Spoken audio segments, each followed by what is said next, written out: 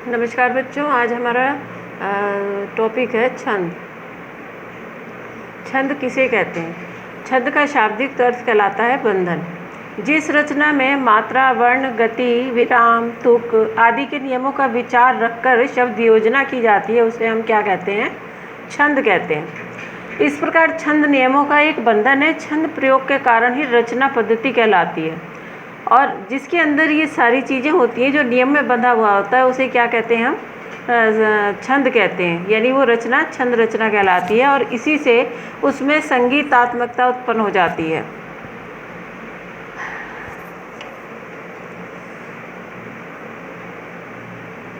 यह काव्य याद रखने योग्य, काव्य को कैसा बना देती है? ये याद रखने के योग्य बना देती है। हिंदी साहित्य के कोश के अनुसार अक्षरों की संख्या एवं क्रम, मात्रा गणना, यति, गति से संबंधित जो विशेष नियम है नियोजित किए जाते हैं, वे पद्य रचना यानी छंद कहलाती है। छंद ज्ञान के लिए हमें कुछ निम्नलिखित अंगों का ज्ञान होना आवश्यक है। इन अंगों को तत्व भी कहते हैं। नंबर 1, वर्ण। वर्ण दो प्रकार के होते हैं, लघु और गुरु। लघु कौन से होते हैं? ए, ई, उ, री। और गुरु कौन से होते हैं? आ, ई, उ, ए, ऐ, ओ, औ, अंग, ए। ये क्या होते हैं? गुरु होते हैं। मात्रा, किसी वर्ण के उच्चारण में जो समय लगता है उसे मात्रा कहते हैं, क्योंकि मात्रा लघु से दुगना समय किसमें लगता है? गुरु में लगता है। और गुरु लघु की कैसी मात्रा होती है? एक मात्रा होती है। कैसी? इस तरह इसकी गिनती एक ही होती है। और जो दीर्घ होता है, गुरु की 2 मात्राएं होती हैं। गुरु दीर्घ होता है, उसकी मात्रा कैसी होती है? इस तरह से। ये कैसी होती है? 2 मात्रा।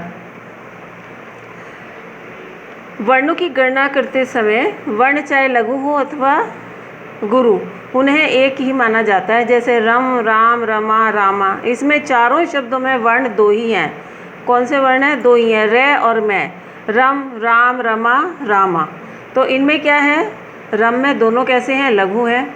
राम में एक दीर्घ है, एक लघु है। रमा में शुरू में दीर्घ है, बाद में शुरू में लघु है, बाद में दीर्घ है। रामा में दोनों ही दीर्घ हैं। इस तरह से अब आगे जो लिखे हुए हैं कुछ नियम, कैसे हम छंद में पहचान कर सकते हैं या उसके क्या नियम है उसके बारे में जानते हैं।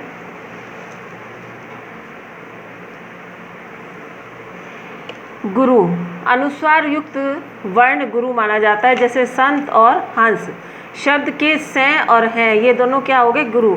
जहाँ अंक की बिंदी होती है वो वर्ण कैसा हो जाता है? गुरु हो जाता है। दूसरा, विसर्ग। विसर्ग से युक्त वर्ण गुरु माना जाता है। उदाहरण के लिए अतः। अतः शब्द में जो तह है वो कैसा हो गया? गुरु हो गया। क्या हो गया? वो गुरु हो गया। चंद्र बिंदु से युक्त लघु वर्ण लघु ही रहता है। जो चंद्र बिंदु होता है वो लघु ही रहता है, उसमें कोई परिवर्तन नहीं होता। हंसना का है क्योंकि इसमें क्या है? चंद्र बिंदु है, तो ये लघु ही है। संयुक्त अक्षर से पूर्व का लघु वर्ण गुरु माना जाता है। जैसे गंध। गंध शब्द में ग कैसा है? लघु है। लेकिन अंध, न अर्ध है, अंध संयुक्त अक्षर के पूर्व आने के कारण ग कैसा हो गया? गुरु वर्ण है। ग कैसा बन गया? गुरु वर्ण हो गया, क्योंकि इसकी 2 मात्रा मानी जाएंगी। और जब संयुक्त अक्षर से पूर्व लघु वर्ण पर अधिक बल नहीं पड़ता है तब वह लघु ही माना जाता है। जैसे तुम्हारे में मह संयुक्त अक्षर के पूर्व पर भी तू लघु ही रहेगा। कभी कभी पाद या चरण की पूर्ति के लिए चरण के अंत में लघु की भी विकल्प से गुरु या दीर्घ मान लिया जाता है। वो उच्चारण के ऊपर होता है। लघु वर्ण भी विकल्प के अगर ना हो, जैसा भी विकल्प उस समय होता है उसमें गुरु या दीर्घ मान लिया जाता है। आगे आते हैं चय, हलंत। वर्षों की गणना नहीं की जाती, वर्णों की गणना नहीं की जाती, किंतु उनके पूर्व का वर्ण गुरु मान लिया जाता है। हलंत, जिनके अंदर हलंत लगा होता है, जो अधूरे वर्ण होते हैं, आधे वर्ण होते हैं, उनकी गणना, उनकी गिनती नहीं होती है, लेकिन उनके पूर्व का जो वर्ण होता है गुरु मान लिया जाता है।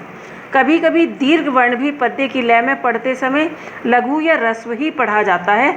जैसे अवधेश के द्वारे सकारे गई, यहाँ पर मैं यहाँ पर सकारे गई में के दीर्घ होते हुए भी लघु ही पढ़ा जा रहा है, इसलिए ये लघु ही माना जाएगा। कहने का अर्थ है कि किसी भी वर्ण का लघु अथवा गुरु होना उसके उच्चारण में लिए गए समय पर ही निर्भर करता है, क्योंकि जो हम उच्चारण करते हैं उसमें हमने कितना समय लिया है ये उसके ऊपर भी निर्भर होता है।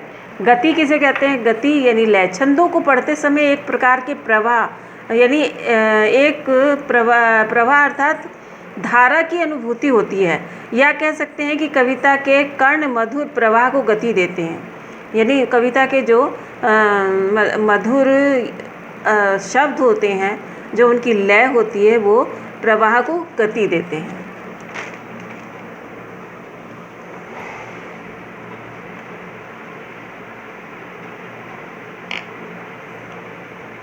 आगे आता है यति। यति कहते हैं विराम को। छंदों को पढ़ते समय कई स्थानों पर विराम लेना पड़ता है, जैसे कोमा लगा हुआ होता है या कभी कभी पूर्ण विराम आता है लाइन के बाद में।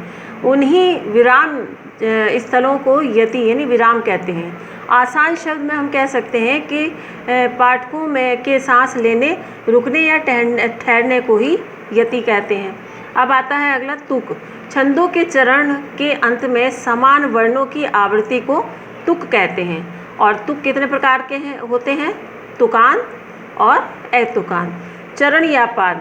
छंद में प्रायः 4 पंक्तियाँ होती हैं। छंद की एक पंक्ति को पाद कहते हैं। इसी पाद को उस छंद का चरण कहा जाता है। पहले तथा तीसरे चरण को विषम तथा दूसरे और चौथे चरण को समचरण कहते हैं। ये हम आगे उदाहरण में देखेंगे। क्रम और संख्या। वर्णों में एक क्रम भी होता है। क्या होता है? एक क्रम भी होता है।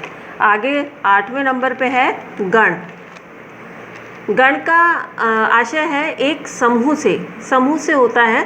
इस समूह में कितने वर्ण होते हैं? इसमें 3 वर्ण होते हैं, ना अधिक होते हैं और ना ही कम होते। लेकिन गणों की संख्या 8 होती है। और गणों की संख्या याद करने के लिए एक सूत्र है, यमाता राज भान सलगा। इसके 8 वर्ण हैं और गणों के सूचक भी हैं। ये 8 वर्ण गणों के सूचक हैं और इनके अंतिम 2 वर्ण लय और लघु। लय लघु हो जाता है और गा कैसा होता है? दीर्घ यानी गुरु कहलाता है। अब देखते हैं गण कैसे बनते हैं। यमाता राज भान सलगा, ये आपका सूत्र है। यहाँ मैंने ये बना रखी है तालिका। यहाँ पे गणों का नाम, यहाँ लघु संख्या, मात्राएं, वर्ण, रूप और उसका उदाहरण। यगण, पहला शब्द इसमें यगण है, दूसरा है मगण, तीसरा है तगण, चौथा है रगण, 5वां है जगण, छठा है भगण, 7वां है नगण और 8वां है सगण। अब स के बाद सिर्फ 2 बचते हैं। 3 क्या चाहिए हमें? इसमें समूह में कितने वर्ण चाहिए? 3, लेकिन आगे कितने रह जाते हैं? 2। तो यहाँ पर कैसे बने? अब यमाता, यगण, मगण, तगण, ये तो हमने बना दिए। गण तो हो गए 8। अब ये गण कैसे शुरू हुए? ये, मैं, तय, रे, जो ये मैंने अभी आपको बताए थे बोल के, ये, मैं, तय, रे, जय, भय, न, से, ये सारे वर्ण वही हैं जैसे शुरू हुए। अब इनकी मात्राएं कैसे हुई? मात्राएं आप कहोगे यहाँ पर लघु और दीर्घ दोनों दिखा रखे हैं, जबकि यहाँ पर सारे लघु हैं। लेकिन यहाँ पर क्या है? जो यगण है, यगण कैसे है? ये 3 जो वर्ण है ये ले लिए यमाता। यमाता में ये कैसा है? ये लघु है और ये दोनों दीर्घ हैं। उसी तरह से मैं है तो माँ तारा, माँ तारा में तीनों दीर्घ है। अब आगे आता है रा। रा में क्या है? राजभा। इसमें क्या हो गया? राजभा में जो है रा दीर्घ है, जय लघु है और भा दीर्घ है। अब आता है जगण। जगण में क्या हो गया? जभान, जय भान है, यानी दोनों लघु है, बाद के बीच में क्या है? दीर्घ है। अब आता है सलगा। भगण, भगण के बाद आ गया नगण। क्या हो गया यहाँ पर? नगण, ये न रह गया नगण। नगण में क्या आ गया? नसल। यहाँ पर तीनों कैसे हो गए? तीनों ही लघु हैं। अब ये लास्ट में क्या है? से, सलगा। ये क्या है? सलगा। सलगा में गा कैसा है? दीर्घ है। अब इनसे शब्द ये हो गया यमाता, माता, रा, ताराज, ये मैंने अभी आपको पढ़ाया। इसी से पहला है, उसके बाद के 3 दूसरा है, उसके बाद के 3, इसी तरह से लेकर के ये बना दिए। और अब इसके उदाहरण है। अब ये क्या है, मात्राएं थी, मात्राओं से ये बन गया। अब यमाता, यमाता में क्या है, यशोदा, यशोदा ये क्या है, लघु है, और यशोदा में दोनों दीर्घ हैं। यहाँ तीनों दीर्घ हैं, तो यहाँ पर राजाज्ञा में तीनों दीर्घ हैं। यहाँ ताराज, ताराज में 2 दीर्घ हैं और 1 लघु है। राजभा में शुरू का दीर्घ है, बीच में लघु और आखिर में दीर्घ है। जभान में, इसमें भी क्या है, न और न दोनों, नवीन यानी बाद और अंत दोनों का, शुरू का और अंत का क्या है, लघु है और बीच में दीर्घ है। भानस, भानस के ऊपर शब्द बना भारत, अच्छा, नसल पे शब्द बना कमल, और सलगा पे बना अबला। ये हमारी मात्राओं की क्या हो गई, पहचान हो गई। अब हम आते हैं छंद पे। अब हम देखते हैं छंद के भेद। छंद के भेद, या इसको प्रकार भी बोल देते हैं, छंद के प्रकार। छंद के 3 भेद हैं। कौन कौन से हैं? नंबर 1 मात्रिक छंद, वार्णिक छंद और मुक्तक छंद। मात्रिक छंद में क्या है, जिस छंद में मात्राओं की गणना की जाती है वो मात्रिक छंद कहलाते हैं। और वार्णिक छंद में जिन छंदों की रचना वर्णों की गिनती के अनुसार होती है उसे वार्णिक छंद कहते हैं। और मुक्तक छंद वर्ण और मात्राओं का कोई उसमें बंधन नहीं होता, वो हर तरह से मुक्त होते हैं। और मात्रिक छंद के 3 भेद हैं। नंबर 1 सममात्रिक छंद, दूसरा है अर्ध सममात्रिक छंद, और तीसरा है विषम छंद। अब हम सबसे पहले लेते हैं सममात्रिक छंद। सममात्रिक छंद में कौन कौन से छंद आते हैं? सममात्रिक छंद किसे कहते हैं? जिन छंदों के चारों चरणों की मात्राएं या वर्ण एक से होते हों, वे सब क्या कहलाते हैं? सम कहलाते हैं, क्योंकि उनमें मात्राएं एक सी ही होती हैं। अब देखते हैं पहले सममात्रिक छंद।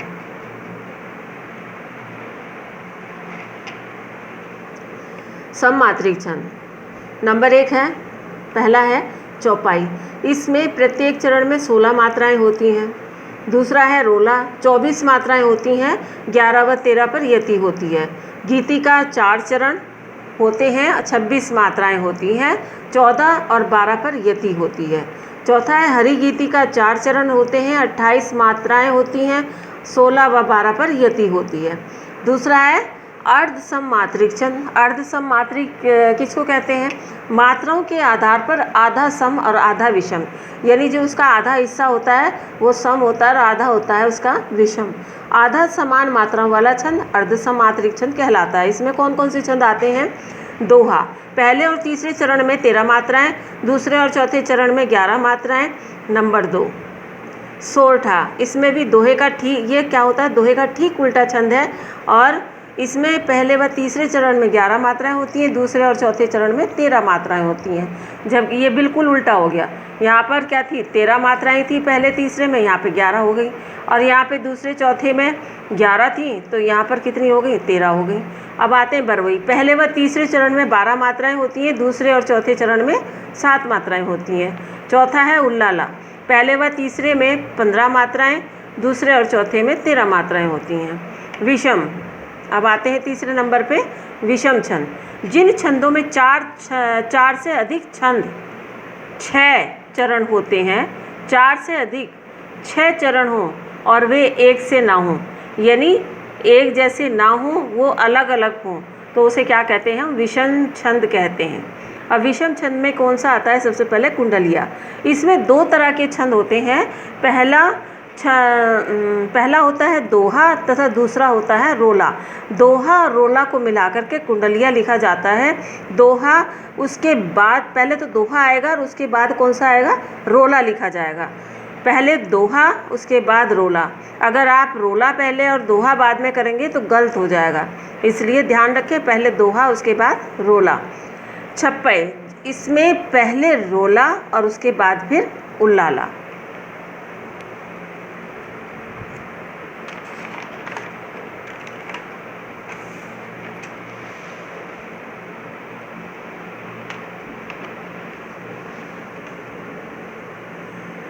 सबसे पहले है चौपाई।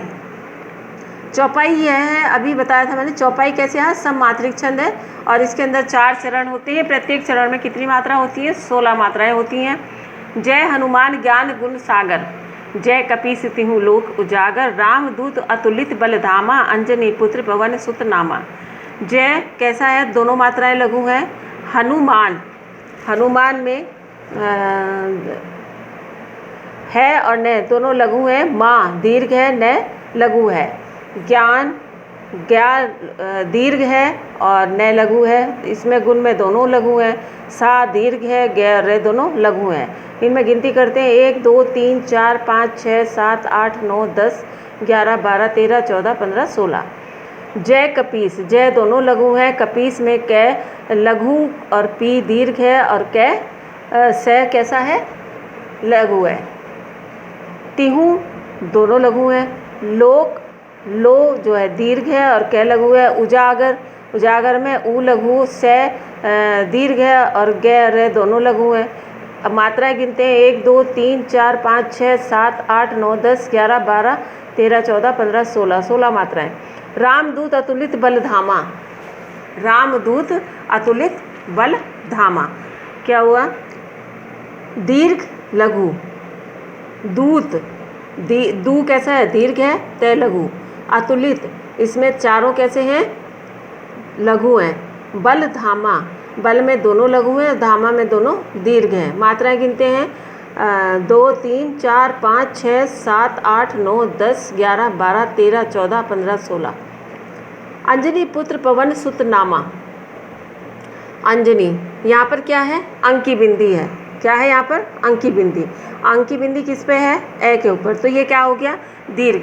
जहाँ पर अंकी बिंदु होगी उससे पहला वर्ण दीर्घ हो जाएगा और अगर वो पहले से ही दीर्घ है तो कोई बदलाव की ज़रूरत नहीं है। यदि अंकी बिंदी है तो वहाँ पर दीर्घ हो जाएगा और जहाँ पर चंद्र बिंदु आता है वहाँ पर लघु ही रहता है। तो यहाँ पर अंकी बिंदी है, ये दीर्घ हो गया। और जय न दोनों कैसे हैं, लघु हैं। पुत्र में यहाँ पर जो है संयुक्त शब्द है, इससे पहले जो भी मात्रा आती है वो क्या हो जाती है, दीर्घ हो जाती है। अगर वो पहले से ही दीर्घ है तो कोई बात नहीं है। पवन, ये तीनों कैसे हैं, लघु हैं। सुत नामा, सुत में दोनों लघु हैं और नामा में दोनों दीर्घ हैं। मात्राएं गिनते हैं, 2 3 4 5 6 7 8 9 10 11 12 13 14 15 16, 16 मात्राएं होंगी। आगे चलते हैं दोहा। यह अर्ध सम्मात्रिक छंद है, इसमें 4 चरण होते हैं। पहले व तीसरे चरण में 13 मात्राएं होती हैं तथा दूसरे और चौथे चरण में 11 मात्राएं होती हैं। श्री गुरु चरण सरोज रज, निजमन मुकुर सुधारी, बरनऊ रघुबर विमल जस, जो दायक फलचारी। इसमें देखते हैं, श्री कैसा है, दीर्घ। गुरु में दोनों लघु हैं, चरण में तीनों लघु हैं, सरोज में स लघु और रो क्या हो गया, रे कैसा हो गया, दीर्घ हो गया और जय लघु और रज दोनों लघु। मात्रा गिनते हैं, 2 3 4 5 6 7 8 9 10 11 12 13। निजमन मुकुर सुधारी, इसमें नि कैसा है, निज मन में चारों ही लघु हैं और मुकुर में भी लघु हैं। सुधारी में सु लघु है और धा ये गुरु है और री लघु है। गिनते हैं, 1 2 3 4 5 6 7 8 9 10 11, 11 मात्राएं। अब आते हैं बरनऊ। बरनऊ में चारों लघु हैं। रघुवत, रघुबर में भी चारों लघु हैं। विमल जस, ये भी सारे लघु हैं और ये मात्राएं कितनी हैं, गिनते हैं, 1 2 3 4 5 6 7 8 9 10 11 12 13। अब आते हैं, जो दायक फल चारी। जो कैसा है, दीर्घ है, दा दीर्घ है, ये और कै लघु हैं, फल दोनों वर्ण दीर्घ हैं। और चा कैसा है, सॉरी फल दोनों कैसे हैं, लघु हैं और चा दीर्घ है और रे कैसा है, लघु है। तो 2 2 4 5 6 7 8 9 10 11, ये क्या हो गई, 11 मात्राएं होगी। ये हमारा कौन सा छंद हो गया, क्या नाम है, दोहा। आगे चलते हैं, रोला। रोला में क्या है, ये 4 पंक्तियों वाला एक सम्मात्रिक छंद है। इसमें 4 चरण होते हैं जिसमें प्रत्येक चरण में 24 मात्राएं होती हैं। कितनी मात्राएं होती हैं, 24 मात्राएं होती हैं तथा 11 और 13 पर यति होती है। तो इसमें जो जग हित पर प्राण निछावर है कर पाता, जो कैसा है, दीर्घ है, जग दोनों लघु हैं, हित में दोनों लघु हैं, पैर है, पर में भी लघु है, प्राण लघु दीर्घ है और न कैसा है, लघु है। गिनते हैं इसमें 2 3 4 5 6 7 8 9 10 11 और निछावर न लघु है, छा दीर्घ है और वर कैसे हैं, दोनों लघु हैं, है दीर्घ है, कैर दोनों लघु हैं, पाता दोनों दीर्घ हैं। तो ये कितनी मात्राएं होगी, 1 2 3 4 5 6 7 8 9 10 11 12 13, यानी कुल मिलाकर कितनी होगी ये मात्राएं, 24 हो गई। जिसका तन है किसी, इसमें क्या है, जिस, ये दोनों कैसे हैं, लघु हैं, का दीर्घ है, तन दोनों लघु है दीर्घ है, किसी के कै कैसा है, लघु है और से दीर्घ है। 1 2 3 4 5 6 7 8 9 10 11 और लोकहित में लग जाता, ले कैसा है, दीर्घ, कै लघु है, लघु ते भी लघु है, से मैं कैसा है, दीर्घ है, लग में दोनों ही कैसे हैं, लघु हैं और जाता में दोनों कैसे हैं, दीर्घ हैं। अब इन्हें गिनते हैं लो से 2 3 4 5 6 7 8 9 10 11 12 13, इसमें भी 11 और 13 को मिला के कितनी होगी, 24 मात्राएं होगी। अब आते हैं सोरठा में। यह अर्ध सम्मात्रिक छंद है, यह दोहे का उल्टा छंद है। इसके पहले और तीसरे चरण में 11-11 मात्राएं, दूसरे और चौथे चरण में 13-13 मात्राएं होती हैं। जो सुमिरत सिद्धि होए गणनायक करीबर बदन, यानी जो कैसा है, दीर्घ है, सुमिरत में चारों कैसे हैं, लघु हैं, क्या हो गए, सु मैं रहते चारों वर्ण कैसे हैं, लघु हैं, सिद्धि में भी दोनों वर्ण लघु हैं, होए हो कैसा है, दीर्घ है और यह लघु है। इसमें कितनी मात्राएं होगी, 2 3 4 5 6 7 8 9 10 11 और आगे है गणनायक करीबर बदन, गै न कैसे हो गए, लघु, ना कैसा हो गया, दीर्घ, यक ये दोनों कैसे हैं, लघु, करीबर ये भी चारों कैसे हैं, लघु हैं, बदन कैसा हो गया, ये भी तीनों लघु हैं। अब गिनते हैं 1 2 3 4 5 6 7 8 9 10 11 12 13, कितनी हो गई ये मात्राएं, 13। करहु अनुग्रह सोई बुद्धि राशि शुभ गुण सदन, करहु में कैसे हैं, तीनों ही वर्ण कैसे हैं, लघु हैं, कह रहु तीनों लघु, अनुग्रह में ए कैसा है, लघु है, नु भी लघु है, ग और है, ग्रह ग और है ये भी लघु है। लेकिन यहाँ पर बच्चों ग्रह रे आया हुआ है, रे जो है मात्रा है इसमें, तो ये ग्रह से पहले यानी ये कैसा हो गया, जो न थी इस मात्रा के आने से पहले जो ये न है, ग्रह यानी ये आधा माना गया है, इसलिए यहाँ पे जो न है ये कैसी हो जाएगी, छोटे ऊ की मात्रा अपने आप ही दीर्घ हो जाएगी। तो ये नु कैसा हो गया, दीर्घ बन गया। अगर यहाँ पहले से दीर्घ है तो कोई दिक्कत नहीं है, लेकिन इस तरह की परिस्थिति में उससे पहले की जो मात्रा है वो कैसी हो जाएगी, दीर्घ हो जाएगी। और ग कैसा हो गया, लघु, और रे की कोई मात्रा नहीं है और ये क्या हो गया है, ये भी लघु है। सोई, सो कैसा है, दीर्घ, और ई कैसा है, लघु है। यहाँ मात्रा गिनते हैं 1 2 3 4 5 6 7 8 9 10 11। बुद्धि राशि शुभ गुण सदन, बुद्धि कैसा है यहाँ पर, वैसे तो दिखाई दे रहा है जो मात्रा है उसमें कैसा आना चाहिए, लघु, लेकिन यहाँ क्या है, उससे पहले क्या आ रहा है, यहाँ पर आधा वर्ण है, उसकी वजह से यहाँ क्या हो गया, ये जो छोटे ऊ की मात्रा थी किस में होगी तब्दील, ये बड़े में हो गई, तो ये क्या हो गया, दीर्घ हो गया। दे की कोई मात्रा नहीं है और धी कैसा है हमारा, लघु, और रा दीर्घ और सी भी हमारा लघु है।